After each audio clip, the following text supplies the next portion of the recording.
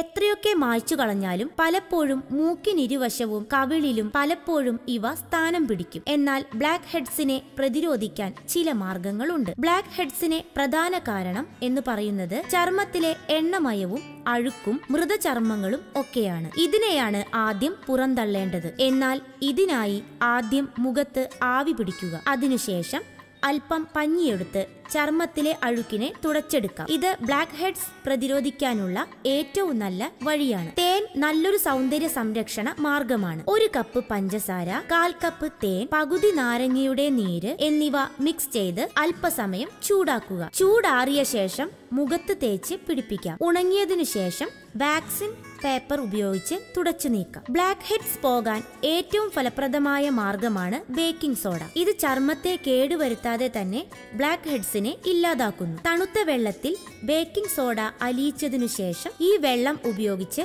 മുഖം നന്നായി കഴുകുക. ചർമ്മം ക്ലീൻ ചെയ്യാൻ ഏറ്റവും നല്ല മാർഗമാണ് ഫേഷ്യൽ മസാജ്. എന്നാൽ ഇതിനായി നിങ്ങൾക്ക് പഴമോ പച്ചക്കറിയോ എന്തു വേണമെങ്കിലും ഉപയോഗിക്കാം. ഇതിലെല്ലാമുള്ള സലൈസലിക് ആസിഡ് ബ്ലാക്ക് ഹെഡ്സിനെ തുരത്തുന്നു. മുട്ടയുടെ വെള്ള ഉപയോഗിച്ചും ബ്ലാക്ക് ഹെഡ്സിനെ തുരത്താം. ഒരു മുട്ടയുടെ വെള്ള നന്നായി പതപ്പിച്ച് മുഖത്ത് തേക്കുക. അതിനുശേഷം ടിഷ്യൂ പേപ്പർ മുഖത്ത് ഒട്ടിച്ചു വെക്കുക. ഇത് ആദ്യത്തെ ലെയർ ആക്കുക. അതിനു മുകളിൽ വീണ്ടും മുട്ടയുടെ വെള്ളം തേച്ച് വീണ്ടും ടിഷ്യൂ ഒട്ടിക്കുക. ഇത് ഉണങ്ങിക്കഴിഞ്ഞതിനു ശേഷം പതുക്കെ മാറ്റുക.